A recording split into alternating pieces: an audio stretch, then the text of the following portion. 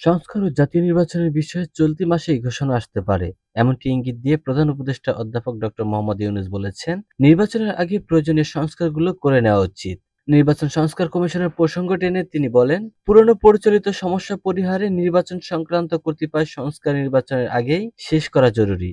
ইউরোপীয় দেশগুলোর প্রতিনিধি দলের সাথে তার কার্যালয়ে অনুষ্ঠিত এক গুরুত্বপূর্ণ বৈঠককালে প্রধান উপদেষ্টা বলেন, নির্বাচন প্রক্রিয়ায় তাদের প্রস্তাবগুলো অন্তর্ভুক্ত করার জন্য তাদের সংস্কার কমিশনের প্রতিবেদনের অপেক্ষা করতে হবে।